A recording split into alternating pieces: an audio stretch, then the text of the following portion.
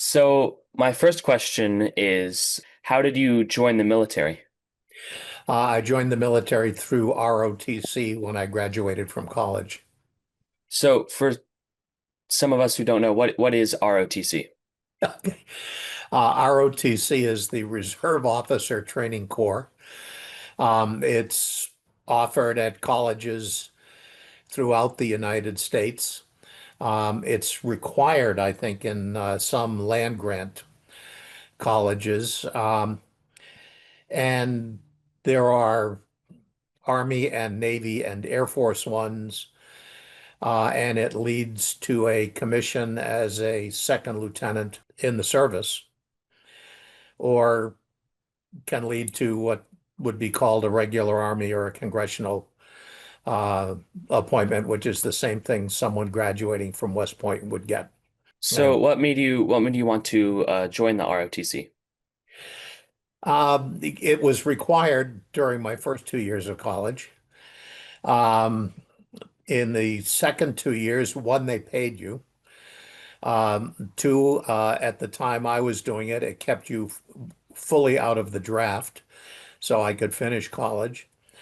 And third, I've always felt that it was appropriate to serve my country and give back. So not going in the service was never really a consideration, and was prepared to do my, basic duty. Toyed with the idea a little bit of making the military a career and chose against that. But at that time, that was an open option. So, what was the name of your unit, and where did you serve in Vietnam? Um, okay, so we're in Vietnam. I served with the 25th Infantry Division, and I had a number of assignments with the 3rd Brigade headquarters of the 25th Division, and then went on from there to command B Company of the 1st Battalion of the 27th Infantry, which was part of the 25th Infantry Division. So, when you went into training, you kind of had, I guess, more experience than other men because of the ROTC.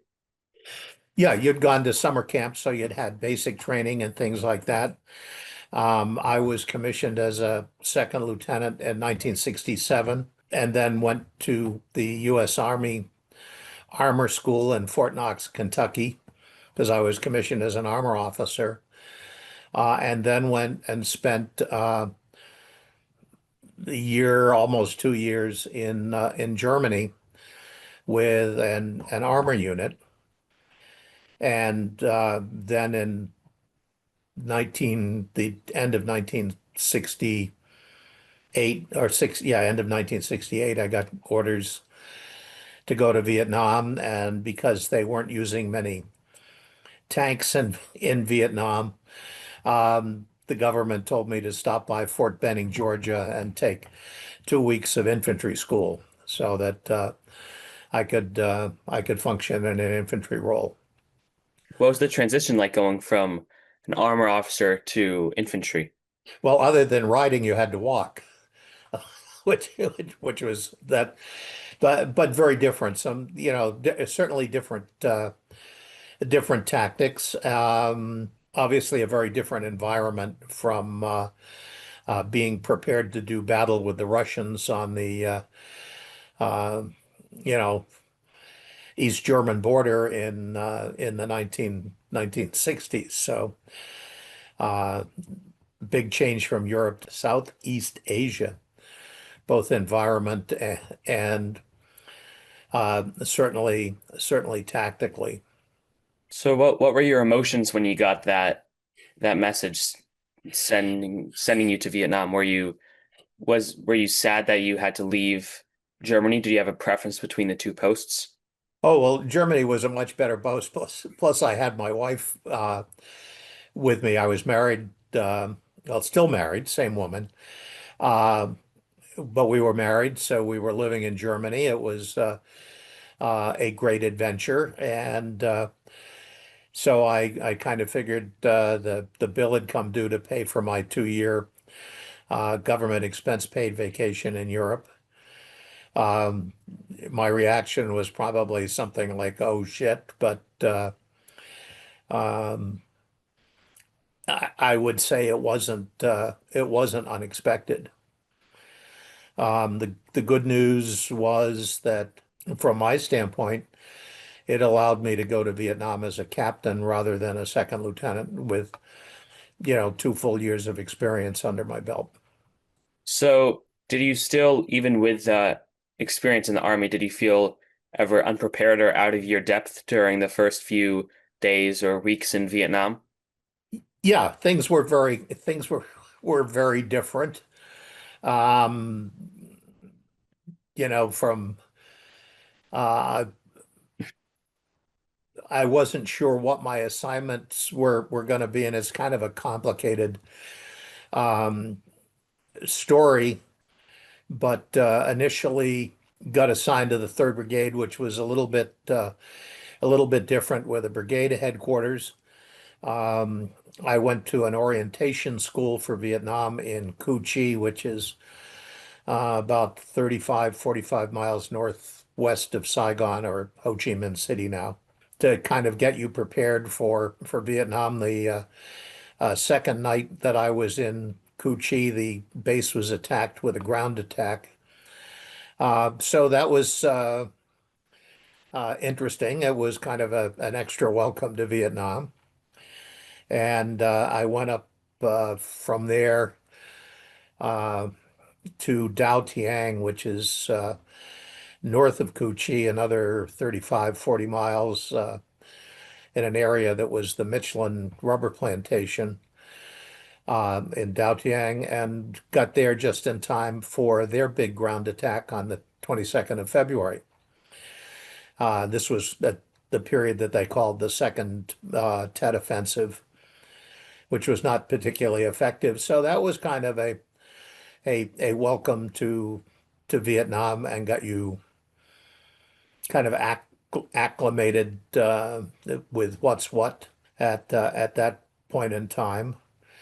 My first job in Vietnam was as a liaison officer, so I got to fly in helicopters all over the southern part of the country, doing liaison work with adjacent units. So saw a lot of Vietnam from the air. Saw a fair amount of aftermath of operations and contacts. So um, quick quick learner to uh,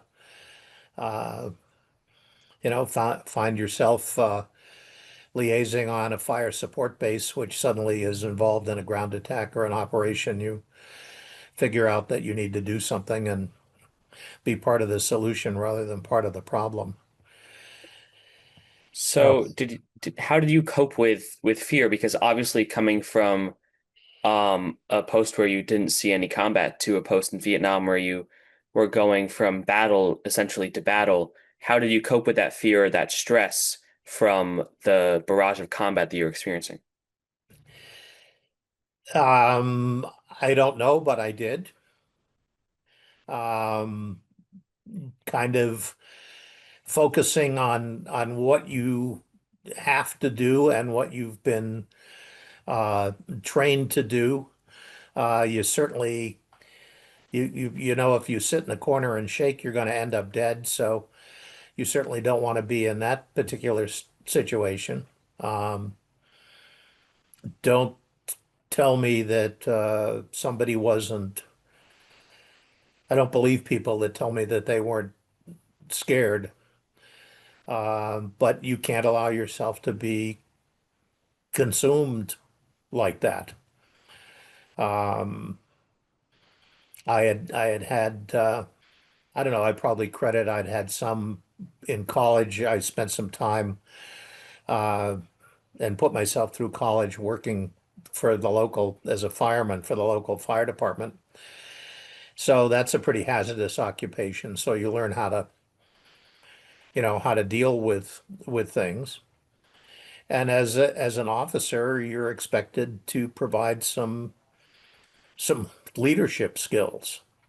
So I probably underplay the word, but I certainly didn't want to embarrass myself. Uh, you know, So, yeah. and I can't say that there was an ever a time that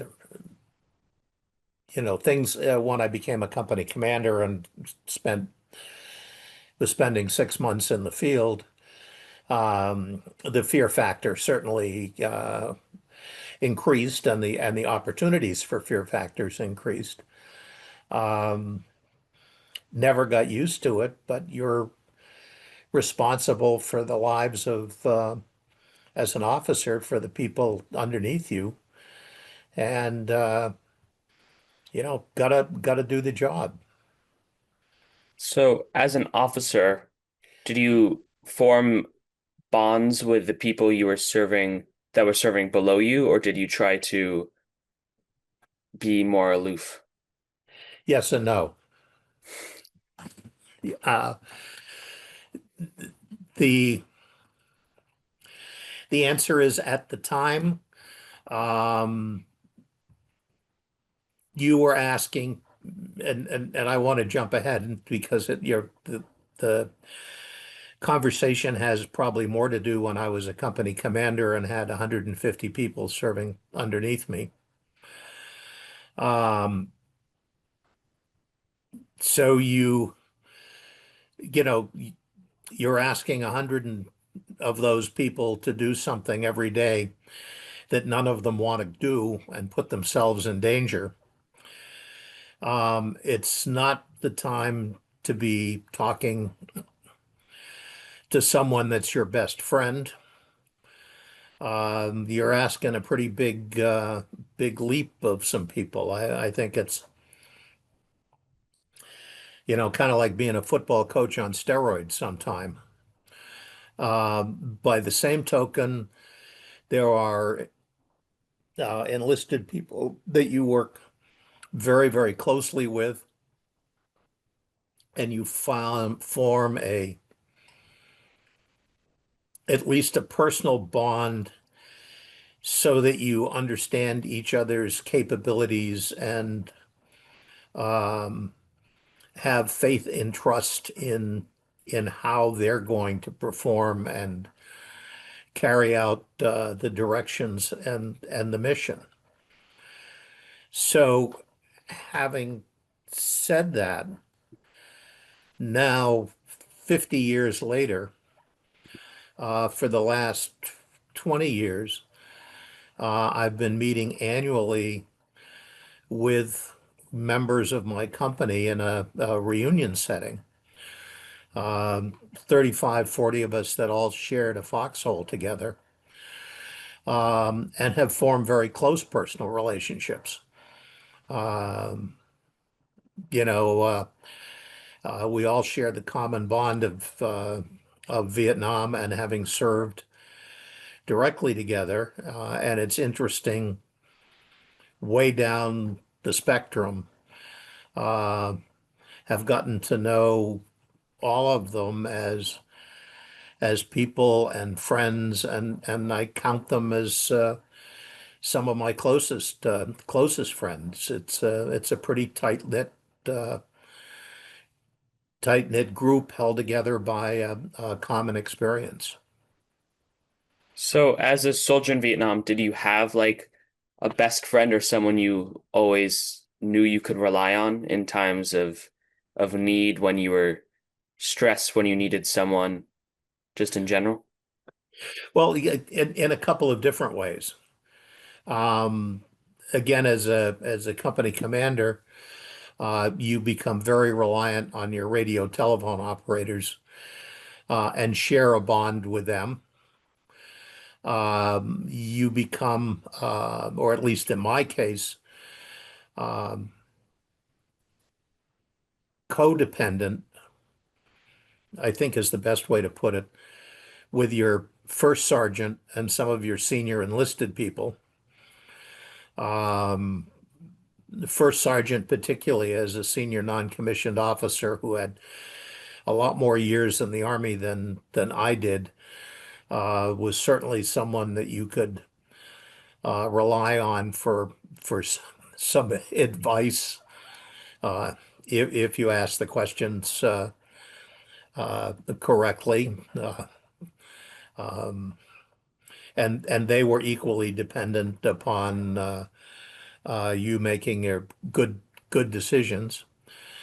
And then I was lucky in that I had a cousin who was also, or I have a cousin that was also a captain who was serving in Saigon. So from time to time, I had an opportunity to get together with him, and it gave me somebody to, you know, talk to in a general sense. He didn't have the same experiences that I did. He was in a pretty peaceful position. I'm not sure he ever heard a shot fired in anger, but um, it was somebody that I grew up with. So that was a little bit different. But um,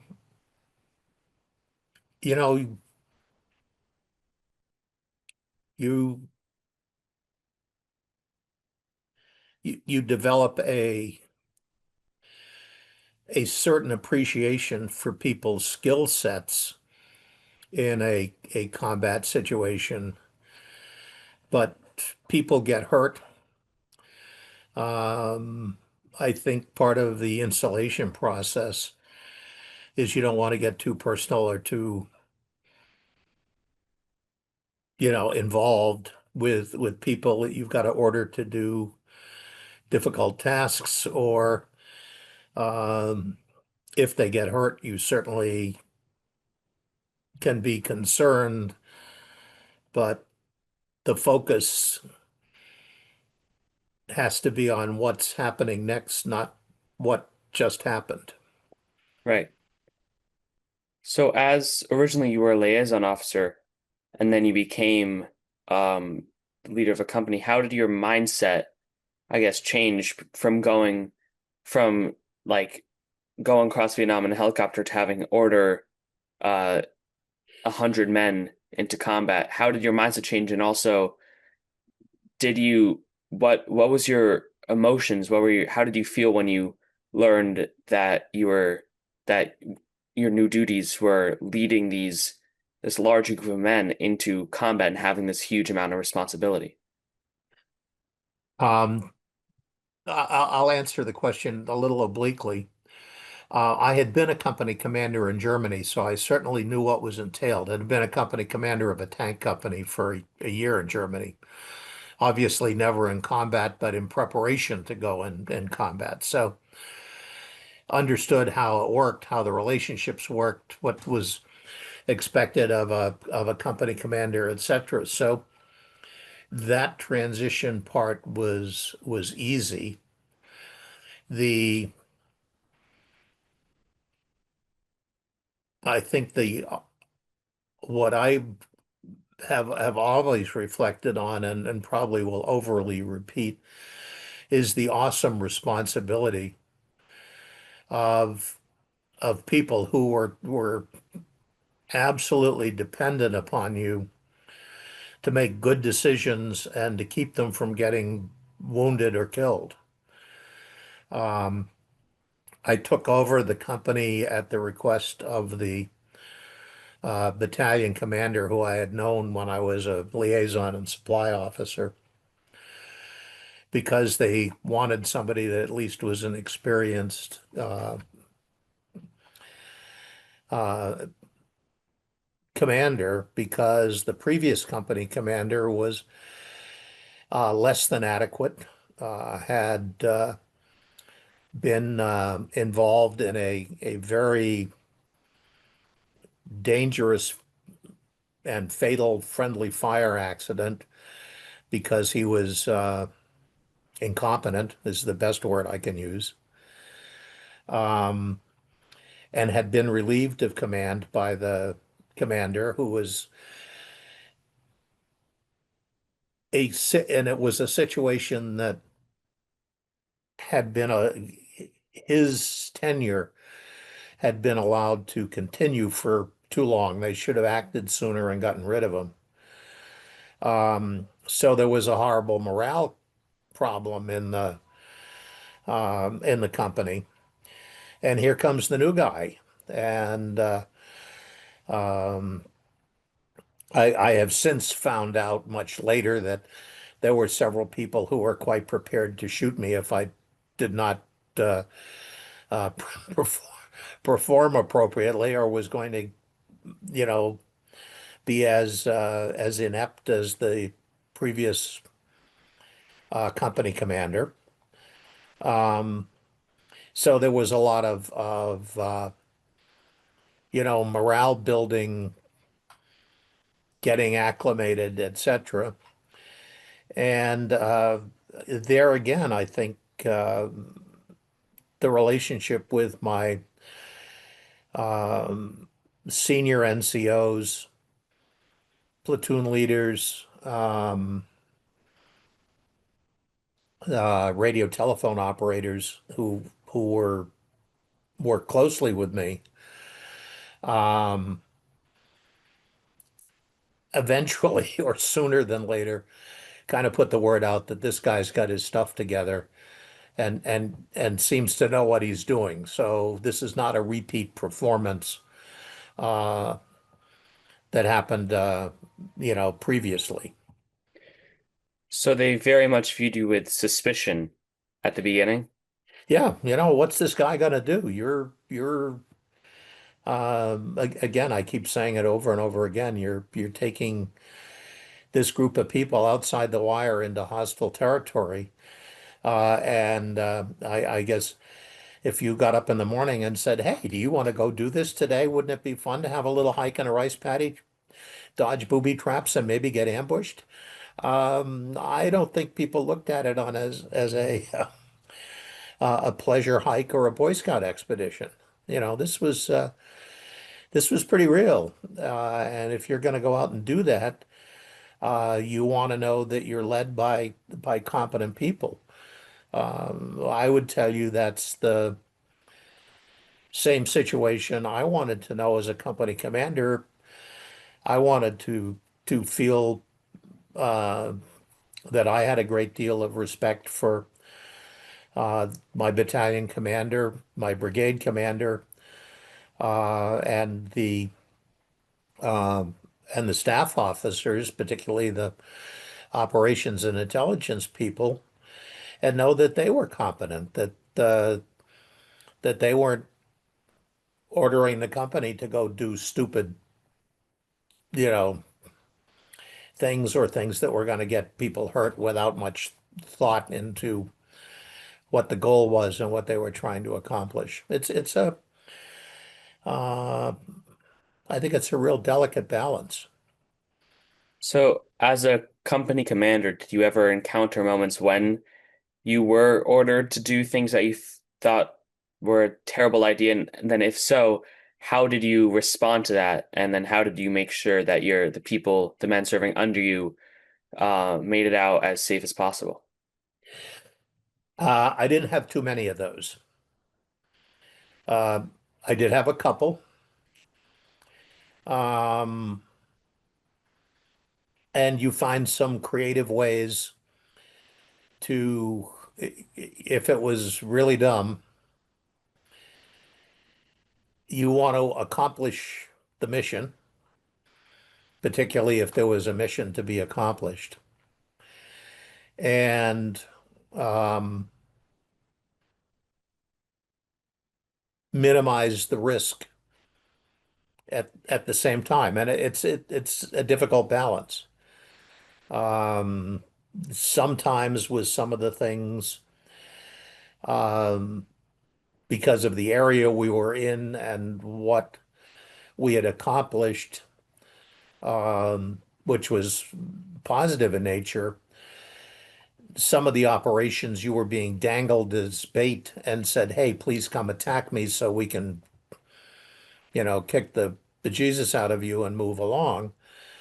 Um, if you're going to get yourself in that situation, you want to make sure that there's uh, adequate adequate planning, a scenario, and an escape route to if you're going to necessarily poke the bear. That's very different than you know running in, being out and running into a situation. Um, and there you need to have confidence in the planners and the people that are sending you. And I appreciated working for a battalion commander and a uh, the the major that was the operations officer, that they were guys that you could talk to when we had an opportunity and say, look, this isn't the best way to go about accomplishing this. You're, you know, you're going to get people hurt that don't need to be hurt. We have enough people Hmm. get hurt all by themselves for doing what we're supposed to be doing. Let's not make it worse. What is it? General Patton said the idea is to make the other guy die for his country, not for you to die for yours. So, and I was very lucky. I had really good people that I had an opportunity to work for. So were there any experiences overall that you remember most strongly or that you hark back upon often that really stuck with you, whether it be positive, negative, or in between? Well, there are all sorts and kinds of experiences. Um, we spent a lot of time in helicopters doing combat assaults. Those were out looking for trouble. Um, pick a likely area, land an infantry company, reconnoiter the area in force. If you found something, deal with it. If you didn't find something, get on the helicopter and go back somewhere else. So I did, I don't know what it is, somewhere over 85 combat assault, air assault missions, um, the majority of which were, negative or fairly negative. Um, and a few were a lot more spectacular than I would have liked them to be. We did a fair amount of work on the Vamco Dong River with the Navy interdicting supply lines from the end of the Ho Chi Minh Trail for stuff being trekked down the an area called the Parrot's Peak was the termination of the trail, and from there they had to cross over the Cambodian border into to South Vietnam and supply their units, the NVA and Viet Cong units uh, around the capital. So you were dealing with a lot of interdiction operations, operations on the river, um, going into likely places on the riverbank that the Navy was only allowed to go on land 75 feet. So they carried Army troops on the boat because we could go in however far we wanted. And see what, with either driven by intelligence or whatever, see what was going on there. That was kind of poking the bear. It was not necessarily you had to be prepared not to be surprised. That wasn't something where I knew exactly what was happening. It was what was, I think, probably so different from in Vietnam from World War II or maybe Korea. There was no front line. So you walked outside a fire support base and you were out in what could turn into very hostile territory very quickly. And it could have been not hostile territory for 3 weeks before. So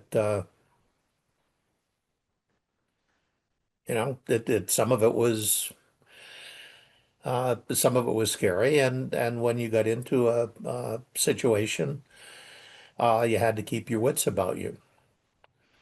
There was a lot of backup and support, artillery and aircraft, and all sorts and kinds of things that could help support you. But it was the guy on the ground that was calling the shots. So It's hard. I don't know what else to say to give you a good picture of that. no, yeah, but it seems, especially as a young man, as only a 24-year-old, 25-year-old, how was it being in such a fluid environment with no front lines, no knowledge of whether you were walking through hostile territory into an ambush or not? And how was that, especially being a young man, how did that shape who you were as an individual? And how do you think that being a young man in Vietnam made your experience different from being an older man in the army or maybe in your 30s? How do you think that would have shifted Well, how you experienced it? first of all, war by definition is a young man's game. Um, uh, also, also remember that the vast majority of the people that I was responsible for were 17, 18, 19 years old. So some of that's kind of like herding a group of raccoons. Um, were teenagers that had been drafted or had joined the army for various reasons. I had experienced people as NCO or NCOs, but I also had at the time of the Vietnam War, they had a lot of instant that they called instant NCOs. They'd gone to NCO Academy, just like a second lieutenant would have gone to uh, officer candidate school, and here you are in a leadership role. Some were great, some were less than great. Same thing with lieutenants. Um, Same thing with other captains that I knew. Uh, but I think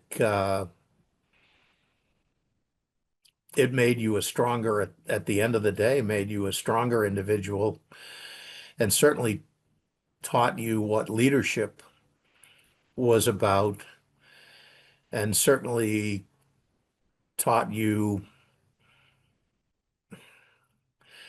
I want to say something about the decision-making process is that in the Army, you you can make a right decision or a wrong decision, but you really can't make a decision not to make a decision, which is always wrong.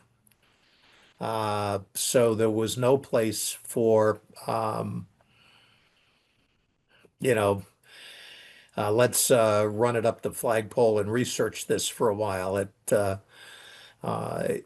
required your ability to immediately, under most circumstances, take action, and I think that was a very maturing event that carried through into my future life. Um, it's uh, you never know what can happen. Be prepared, and be prepared for people to get hurt. Be prepared to get ambushed. Be prepared to have nothing happen. Um, figure out what your strengths are, what your weaknesses are. How do you work on them? Um, and try not to be an idiot, which for some people like me probably is a little difficult. I don't know. So, speaking of your future life, well, two questions. One, when do you learn that you were getting shipped home? And two, what was it like coming home after being in Vietnam and seeing combat and being responsible for so many men? Um, Two things. First of all, in Vietnam, for the most people, the majority of people, a tour in the Army, particularly, the Marines were a little different, was 365 days. So everybody that went to Vietnam knew from the day you stepped into Vietnam that you had 365 fun-filled days to survive until you were going to get on a plane and go home, unless you got hurt in between or you, for some reason, voluntarily decide to extend your tour or do something like that. So everyone had a what you want to call a DROS date. Uh, so that was a pretty finite issue. So I knew when I was getting there, and I got there on Valentine's Day of 1969, and I knew I was coming home on Valentine's Day of 1970, or hoped I was coming home on Valentine's Day of 1970. So that part was pretty straightforward. For most units, the guys in the field, the junior enlisted people, basically in an infantry unit or a combat unit, had a full year to look forward to being there. And generally a good company commander, when they got down to the last month or 2 months, tried to find them a job in the rear, because there were certainly plenty of support roles available so that they can get out of harm's way a little bit better and improve their chances.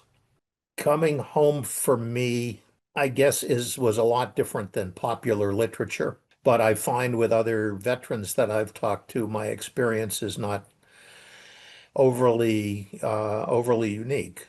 As I said, I was married. I flew home, left Vietnam.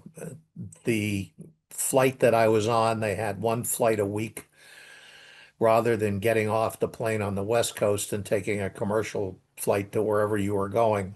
I got a flight to Fort Dix, New Jersey, which was on the East Coast for me in our area. Got off the plane. We were in uniform. I remember a sergeant, I guess, suggesting to everybody that was traveling in a non-military transport mode to change into civilian clothes, and you were told to have your family either send you some civilian clothes or you had some stashed from when you went on R&R or something like that. Changed into civilian clothes. I remember a major and I shared a taxi to Newark Airport. I took a shuttle flight to Boston. Had told my wife that I would meet her at my mother's that lived outside of Boston, and not to try and come to the airport and pick me up or anything, schedule being uncertain. Took a cab home. Cab driver had 2-second conversation and couldn't have given a shit less that I had been in Vietnam. Um, got home, got squared away with my mother and my wife, and she was living up at in Durham, New Hampshire, and working at the University of New Hampshire, where we'd both gone to school. We had an apartment up there, so I was on a college campus, and basically ended up. The short story is, kept a low profile. Didn't have to share where I'd been with anybody. Um, had made a decision that I did not want to make the Army a career. So I had a short stay at commuting back and forth to Fort Devens, Massachusetts. Got out of the Army at the end of April of 1970. Had been interviewing for jobs, got a job working for a company in sales, and got on with the rest of my life.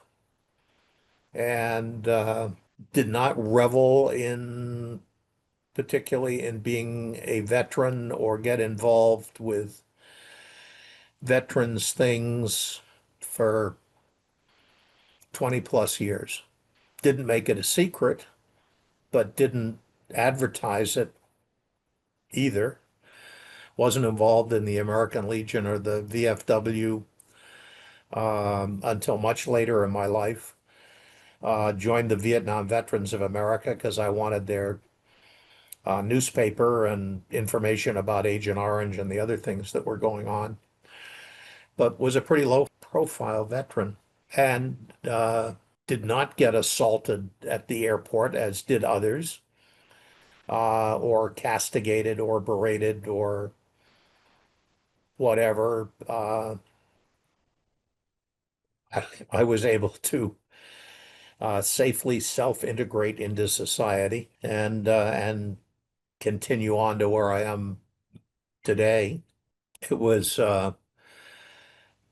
after I got involved with this reunions with my company, I got a little bit more involved in veterans affairs, not as much as some, but that's kind of been a more recent thing for me. It's now popular to be a Vietnam veteran. I guess it's okay now. Not that it wasn't okay before, but I never had the need to advertise that fact. You know, got a good job, had a good business career, raised two kids who are great people, and I'm pretty happy with where I ended up, and try through the Town of Bedford Veterans Committee to assist in doing things for some veterans that still have had have issues from their service. Not everyone came home with, I don't know, their head screwed on, maybe as straight as I think I have mine, maybe I don't. Uh, but there were a lot of people, I don't know, that's, if you ask me about the experience, I'd probably have people that went to Vietnam. My experience was better than some, uh, a lot worse than a lot of others. But I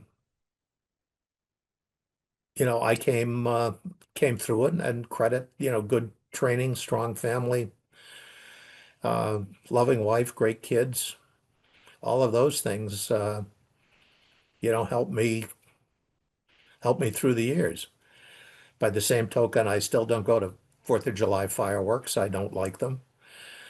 I used to do a lot of uh, hunting and fishing. I don't do that anymore for obvious reasons. And I'm not a big fan of camping out and picnics. Done enough of that in my lifetime.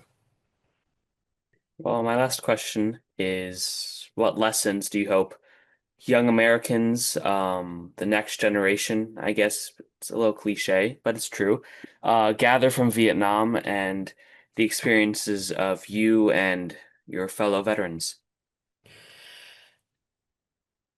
I still subscribe strongly to the fact that you need to, well, let me go back a little bit. I don't care what the politics are. I think the United States of America is the greatest country in the world. Uh, I don't understand people that don't understand that, and they need the experience of traveling and seeing what other people live like to understand how good uh, we have it here. It is appropriate to give back to your country. I am a strong proponent of universal service, and I don't really care whether it's in the military or the Peace Corps or anything of that nature. But I think that's a growing experience. It gets you, I know that the military experience got me out of my uh, Yankee New England bubble and thrust me in with with a lot of different people from all over the United States, some of them from very strange places and very strange attitudes. So I am very big on service. I'm very proud that both my daughters have followed that route. I have one daughter who went in the Peace Corps and spent 3 years in the Peace Corps and does a lot of work right now in Africa. She just sent me a postcard from uh, Jakarta, uh, where she's involved in in some public service, public health projects. My other daughter went in the army.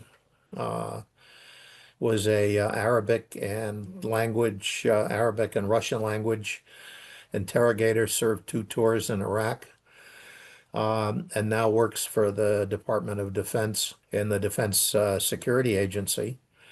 So we laughingly tell people we do war and peace in our family. But I'm very proud that they've followed this, service. I think my advice to young people is get out of your bubble and give back to your country. You'll find that you'll help a lot of people and you'll gain a lot more for yourself than um, pardon the comment of sitting in your mother's basement playing video games. It's a big, beautiful country, and I don't care whether you join the Civilian Conservation Corps or go spend a summer fighting wildfires in California. But uh, people need those experiences.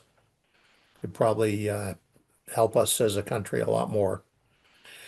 I think I sent you the paragraph that uh, I can't necessarily call it my friend acquaintance wrote, but being my generation's great adventure. I'm sure there's an opportunity for your generation's great adventure, or there will be one.